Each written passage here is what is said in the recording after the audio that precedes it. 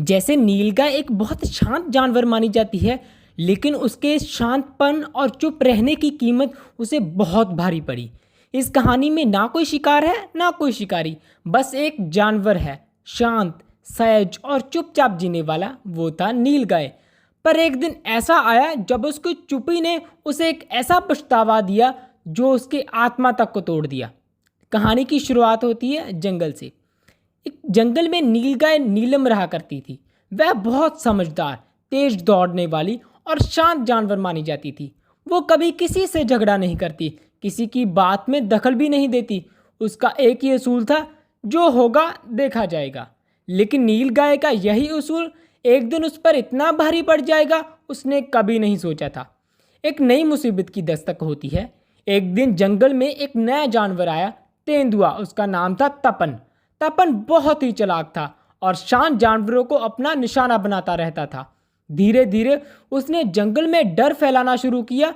खरगोश गायब होने लगे, हिरन सहमे रहने लगे और पक्षियों ने घोंसले बदलने शुरू कर दिए। नीलगाय सब देखती रही। हर कोई उससे कहता, नीलम तू सबसे तेज है, तुझसे सब सुनते हैं, कुछ बोल, कुछ कर। पर नीलगाय कहती है, मुझे किसी से क्या लेना देना, मैं तो बस अपने रास्ते पर चलती हूँ। अब होती है पछतावे की शुरुआत। एक दिन तेंदुओं ने नीलगाय की सबसे करीबी दोस्त छोटी सी चिंकी गिलहरी को अपना शिकार बना लिया।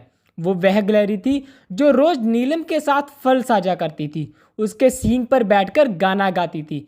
अब नीलगाय टूट गई थी पूरी तरह से।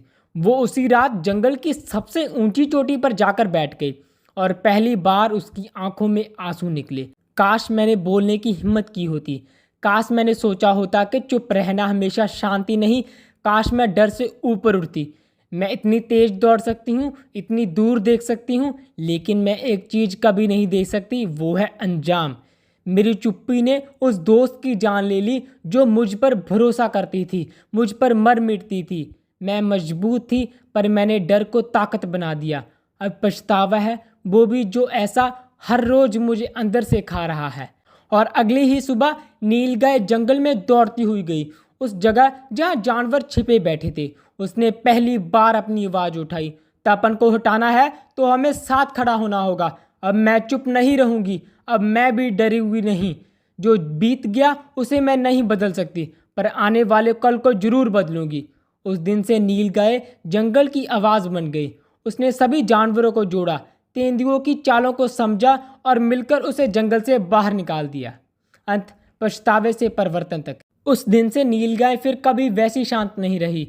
अब वो समझ चुकी थी कि चुप रहना हमेशा समझदारी नहीं होती, कभी कभी यह सबसे बड़ी गलती बन जाता है।